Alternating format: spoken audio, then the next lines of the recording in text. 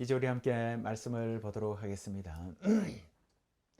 여러분, 영광이라고 하면 가장 먼저 무엇이 떠오르십니까? 보통은 대단하고 멋진 것을 가장 먼저 떠오르기 쉽습니다. 만약 자녀가 사회에서 성공을 하고 훌륭한 사회 구성원으로서의 역할을 하게 되면 부모님은 그 자녀를 통해서 영광을 얻게 되지요. 그럼 선생님은 어떨까요? 가르치는 제자들이 어려운 학문을 모두 마치고 이수하고 졸업할 때 참으로 영광스러울 것입니다. 그럼 또 개인의 영광은 어떻습니까? 개인이 오랜 시간을 투자하고 노력해서 원하던 것을 성취하면 그것은 개인의 영광이 되겠지요. 그리 자기가 성취한 것으로 도움이 필요한 사람들을 돕게 되는 그것이 아마 영광일 것입니다. 이렇게 저렇게 영광스러운 것들을 찾아보면 수많은 영광된 순간들이 떠오릅니다. 그런데 이 영광들의 공통점이 있습니다. 바로 누가 보아도 칭찬할 만큼 좋은 일이라는 것입니다. 반대로 나쁘거나 고통스러운 일, 학대당하고 괴로움을 당하거나 어려운 상태를 영광이라고 하지는 않습니다. 하지만 우리는 사순절 기간 내내 예수님의 행적을 바라보면서 느끼게 되는 것은 영광과는 거리가 먼 일 같아 보입니다. 예수님은 제자들이나 종교 지도자들의 기대와는 동떨어진 방향으로 움직이시는 것을 보게 됩니다. 그 길은 영광과는 거리가 먼 길이라는 것을 우리는 모두가 묵상을 통해서 잘 알고 있습니다. 예수님의 메시아에 대한 계획은 대부분 사람들이 생각하는 영광스러운 상태와는 거리가 먼 것입니다. 바로 예수님은 아버지께 영광을 돌려드리기 위해 고난과 죽음을 견디실 것이고, 성부 하나님은 아들을 죽게 하셔서 자신의 이름을 영화롭게 하실 것이기 때문입니다. 이것이 세상을 구원하기 위한 영광스러운 목적입니다. 여러분, 오늘 우리가 읽은 요한복음 20절에 보면 헬라인들이 등장합니다. 이들은 6월절 축제를 위해서 지금 그리스에서 예루살렘으로 올라온 사람들입니다. 그들이 마을에 도착하기 전에 이미 예수에 대해서 잘 알고 있었던 것 같습니다. 생각컨대 예수님이 병자들을 고치시고 살리신 이야기가 아마 그들이 살던 그리스 지역까지 소문이 났던 것 같습니다. 어쨌든 그들은 예수님을 알아보고 그가 어떤 사람인지 알고 싶어졌습니다. 그래서 그들은 빌립이라는 사람을 찾아가서 선생님, 예수님을 뵙고 싶습니다 라고 얘기를 합니다. 이 소식을 간곡하게 요청을 드립니다. 여러분 누구를 만나고 싶습니까? 여러분이 지금 가장 만나고 싶은 사람, 대상이 있다면 누굽니까? 그를 만나고 싶어서 어떤 전가를 만나고 싶습니다 하고 얘기를 건네겠습니까? 예수님이 이 헬라 사람들과 만나서 얘기를 나눴는지는 성경에는 나와 있지 않습니다. 성경은 대신 앞으로 예수님이 일어날 일들에 대해서 미리 알려주신 내용들은 기록이 되어 있습니다. 이제 예수님은 앞으로 제자들이 만약 예수님을 찾는 사람, 내가 예수님을 만나고 싶습니다 라고 한다면 이제 제자들을 통해서 예수님을 알고 배워야 하는 그러한 시기가 올 것입니다. 그때 친절하게 예수님에 대해서 그분이 하신 일과 그분에 대해서 알려주어야 할 사람은 바로 제자들이고 또한 우리들이라는 것입니다. 예수님은 지금 당장 다가올 일, 그 일에 대해서 지금 집중하고 계십니다. 뭐라고 하십니까? 내가 진실로 진실로 너희에게 이르노니 이 한 알의 밀이 땅에 떨어져 죽지 아니하면 한 알 그대로 있고 죽으면 많은 열매를 맺느니라. 예수님은 이 밀알이 땅속에 묻히는 비유를 통해서 며칠 후에 당신 자신이 행하실 일을 말씀하고 계시는 것입니다. 예수님은 이 땅에 셀럽이 되시려고 오신 것이 아닙니다. 헬라인들은 예수님을 직접 보고 만날 필요가 이제는 없습니다. 별 의미가 없을 수 있습니다. 정작 필요한 것은 무엇입니까? 예수님이 앞으로 행하실 일이 필요한 것입니다. 밀알이 떨어져서 죽어서 많은 열매를 맺는 그 일, 즉 당신 죽음으로 온 세상 사람들이 구원을 얻는 그 일이 이제 필요한 것입니다. 하지만 이 일은 너무나 실천하기가 힘들고 어렵습니다. 목숨을 내어놓고 좋은 일을 이룬다는 것이 말처럼 쉬운 일이겠습니까? 목숨은 사람에게 전부인데 그것이 말같이 그렇게 행동으로 행해지느냐 말입니다. 그래서 사람의 형상을 지닌 예수님도 괴로운 것입니다. 그 짐이 너무나 무거워서 당신을 짓누르고 있는 것입니다. 이 사건 이후에 예수님은 겟세마네 동산에 올라가서 기도를 하십니다. 그때 우리가 볼 수 있는 것처럼 예수님은 이제 내 마음이 매우 고민하여 죽게 되었다 라고 말씀하시지 않습니까? 그러시면서 자신이 하는 일에 대한 압박감과 고난에 대한 두려움을 그대로 드러내고 있습니다. 그러니 예수님께서는 다른 선택의 여지가 없습니다. 지금 내 마음이 괴로우니 무슨 말을 하리요? 아버지여 나를 구원하여 이 때를 면하게 하여 주옵소서. 그러나 내가 이를 위하여 이때 왔나이다. 여러분들 이 말씀이 이해가 가십니까? 이상하지 않습니까? 아니 이 때를 이 잔을 피하게 해 주십시오라고 이야기를 하면서도 그 뒤에 가서는 뭐라고 합니까? 이 때를 위하여 내가 왔나이다 라고 하는 말은 도대체 무슨 말입니까? 그러니 마음이 지금 왔다 갔다 하는 겁니다.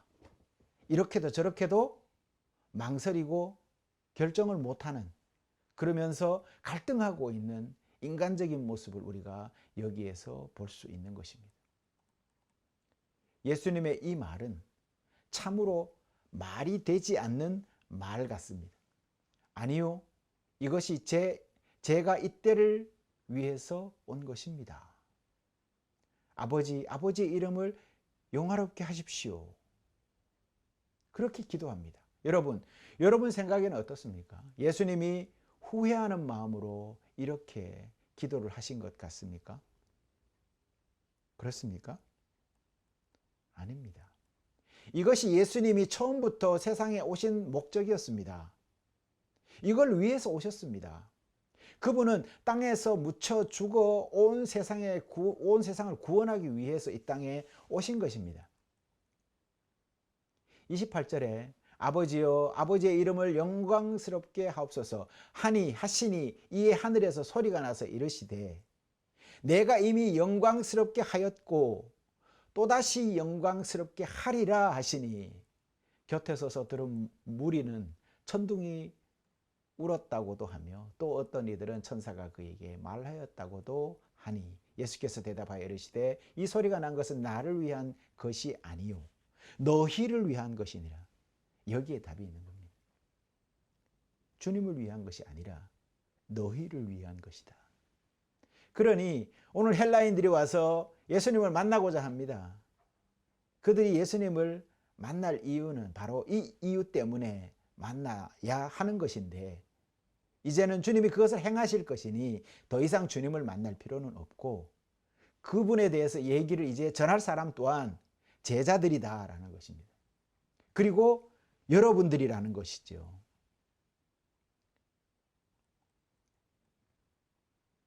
그렇습니다. 에덴 동산에서 죄에 빠진 순간부터 지금까지의 모든 과정은 하나님께 영광을 돌리기 위한 것이었죠. 인류의 죄에도 불구하고 하나님은 구세주를 보내시기로 약속하셨습니다. 그 구세주는 독생자 예수, 영원한 아들이 되십니다. 하나님께서는 예수님이 이 땅에 오실 수 있도록 역사를 만들어 가셨고 그분의 이름을 영화롭게 하셨습니다. 그리 약속한 대로 아기가 베들레헴에서 태어났을 때 그분은 자신의 이름을 영화롭게 하셨습니다. 예수님께서 아버지께 보내신 말씀을 많은 사람들에게 선포하실 때 아버지께서는 그분의 이름을 또한 영화롭게 하셨습니다. 지금도 예수님께서 자신의 임박한 죽음이 아버지의 계획의 일부임을 증언하시고 계실 그 순간에도 아버지께서는 그분의 이름을 영화롭게 하고 계십니다. 그리고 이 일은 앞으로도 계속 반복될 것입니다. 이제 우리의 삶을 통해서 주님께서는 영화롭게 되실 것입니다. 아버지께서 예수님에게 잔을 빼앗을 수 없다고 말씀하실 때 아버지께서 그분의 이름을 영화롭게 하실 것입니다. 예수님이 산헤드린과 대제사장 본디오 빌라도에게 학대를 당하고 굴복하셔서 완전히 죽음에까지 이를 때 그분은 영화롭게 하실 것입니다. 예수님이 십자가에 못 박혀 죽으실 때 아버지께서는 그분의 이름을 영화롭게 하실 것입니다. 예수님께서 여러분과 저의 죄로 인해서 아버지의 진노, 지옥 그 자체를 겪으실 때에 그분은 영화롭게 되실 것입니다. 그곳에서도 아버지께서는 그분의 이름을 드높일 것입니다. 여러분, 우리는 영광스러운 순간이라고 하면 대부분 모두가 동의하는 객관적인 좋은 일이라고 생각을 합니다. 지금 주님의 영화와 영광은 어떻습니까? 여러분이 보시기에 그렇게 딱히 좋아 보이십니까? 가능하면 피하고 싶은 영광 아니겠습니까? 영광스럽게 정말 이 오늘 주님의 행위가 여러분에게는 영광스럽게 들려지십니까? 언뜻 보기에는 칭찬할 만한 일이 아닌 것 같습니다. 우리가 잘 알고 있는 영광과는 거리가 먼 것들만 같이 줄줄이 그 일들만 나열하고 있습니다. 가능하면 하기 싫은 일들이고 절대로 해서는 안 될 일들만 다 나열하고 있는 것 같습니다. 이것을 영광이라고 할 수 있을까요? 그러나 예수님께서는 우리에게 자비를 베푸시고 우리를 용서하시고 우리에게 약속하신 것을 지키심으로 당신은 영광을 받으십니다. 그리고 예수님도 기꺼이 희생함으로 영광을 받으십니다. 우리가 이 자리에 예배로 모인 이유는 바로 그분이 하신 그 한 알의 밀알의 철저한 죽음으로 우리를 위한 구속과 용서를 이루시고 영생을 얻게 하신 그 삼위일체 하나님께 영광을 돌리기 위해서 우리가 모여 있지 않습니까? 이 모든 일이 있은 뒤에 아버지의 이름은 천사들을 보내 사람들에게 말씀하실 때 다시 한번 영광을 받게 됩니다. 주님 탄생을 기뻐하던 크리스마스와 마찬가지로 이것은 다시 한번 온 백성에게 미칠 큰 기쁨의 좋은 소식으로 주님의 순환이 선포될 것입니다. 천사들이 예수님의 무덤 입구에서 자리를 잡은 것처럼 탄생이 아닌 승리와 부활의 기쁜 소식이 우리에게 다가올 것입니다. 그것이 여러분의 차지가 될 것입니다. 그러니 당연히 영광이 되겠지요. 영원히 죽을 수밖에 없는 사람을 위해서 대신 누군가가 죽고 그 일들로 통해서 우리가 영원한 생명을 얻고 구원을 얻는다라는 것, 그 자체가 하나님의 영광 아니겠습니까? 그리고 그 계획을 이루시는 분이 영광을 받으시는 것 아니시겠습니까? 그리고 여기에 아버지와 예수님 그리고 성령의 영광이 있습니다. 예수님의 이 영광의 십자가 소식은 모두 사람을 위한 것입니다. 오늘 본문 가운데 성부, 성자, 성령께서 세 분이 동시에 나타나고 있습니다. 영광스러운 순간입니다. 예수님의 죽음은 사탄이 자기 것으로 차지하는 것처럼 자기가 모든 것을 다 차지할 것처럼 말하던 모두 그것을 끌어내리고 예수님은 만왕의 왕이시고 만주의 주님이심을 선포하게 될 것입니다. 이제 사탄은 힘쓸 자리가 없을 것입니다. 그렇게 예수님은 모든 사람을 당신께로 이끄실 것입니다. 그분은 모든 인류의 구세주가 되실 것입니다. 이처럼 우리 주님께서 십자가를 부끄러워하지 않으시고 자신의 영광으로 받아들였기 때문에 여러분과 저는 영생을 얻게 된 것입니다. 여러분, 복음서의 시작 부분으로 다시 한번 돌아가 봅시다. 거기에 6월절 예배를 드리러 올라간 사람들 가운데 헬라 사람들이 있었다라고 기록하고 있습니다. 그들은 갈릴리 베세다 출신인 빌립에게 와서 선생님, 저희가 선생님을 뵙고 싶습니다 라고 묻습니다. 빌립은 안드레에게 가서 말했습니다. 안드레도 빌립과 함께 가서 예수님께 말씀을 드립니다. 우리는 빌립과 안드레에게서 우리 삶의 모습을 발견하게 됩니다. 그들은 예수님을 알고 있었고 예수님을 만나고 싶다고 요청하기 위해서 찾아온 사람들이었습니다.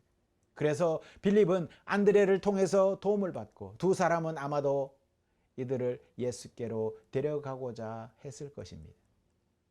예수님 사역 초기에 빌립이 나다나엘을 초청할 때 그들이 메시아를 보았다라는 말에 예수님은 단순히 이렇게 말씀하십니다. 와 보라. 성도 여러분, 우리는 코로나 시기를 거치면서 상상을 초월하는 격리 상태를 경험한 적이 있습니다. 이 여진으로 인해서 아직까지 두려움과 혼란과 상처, 피로감은 여전히 회복되지 않고 있습니다. 국민들은 여러 가지 면에서 희망을 잃고 살아왔습니다. 그리고 여전히 또 그렇습니다. 지금이야 회복되어서 조금이라도 일상이 정상으로 돌아간다고 하지만 여전히 그 여진이 남아서 회복되지 않는 분야가 수두룩합니다. 특히 믿음의 교우들이 흩어져서 하나로 모이지 못하고 있습니다. 우리 주변의 세상을 한번 보십시오. 질병에서 질병으로 전쟁으로 사람들 사이의 증오와 편견에 이르기까지 이 세상은 여전히 재앙이 가득합니다. 여기에는 참되고 지속적인 영광은 없습니다. 하지만 참되고 영원한 영광이 있는 곳이 있습니다. 어디입니까? 바로 32절을 한번 보십시오. 내가 땅에서 들리면 모든 사람을 내게로 이끌겠노라 하시니. 내가 땅에서 들리면 모든 사람을 내게로 이끌겠노라. 어떻게 모든 사람을 자신에게로 이끌어 드리는지 아시겠죠? 어떤 방법으로? 당신의 몸을 깨뜨림으로 모으시는 것입니다.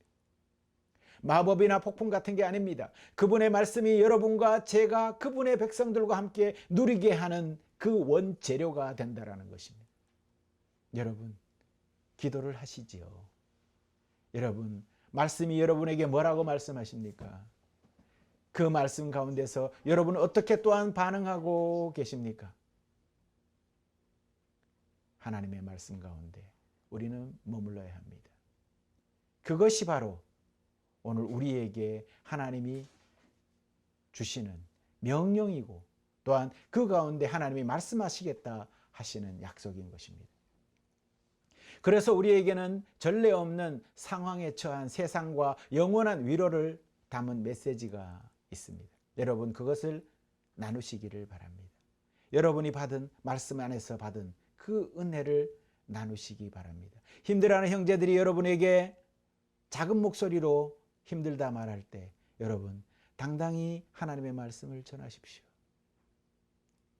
영원한 소망과 위로의 메시지를 들어야 할 그 사람에게 여러분 복음을 전해보십시오. 한 줄기 빛을 그들에게 열어주어 보십시오. 언제든지 그들이 예수 그리스도에 대해 궁금해한다면 질문할 때 답할 준비를 하십시오.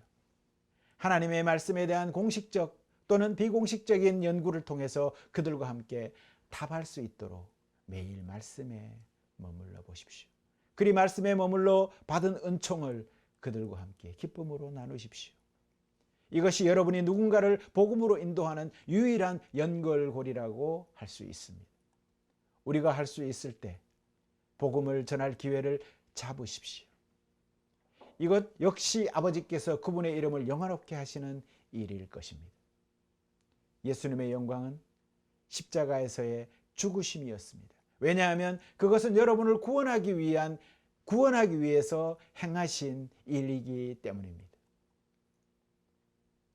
아들을 보내신 아버지께서도 그 안에서 영광을 받으십니다. 그리고 이 사역의 메시지를 우리에게 전하시는 성령님은 그 안에서 더더욱 영광을 받으십니다. 예수님의 영광은 여러분의 영광이기도 하므로 기뻐하십시오.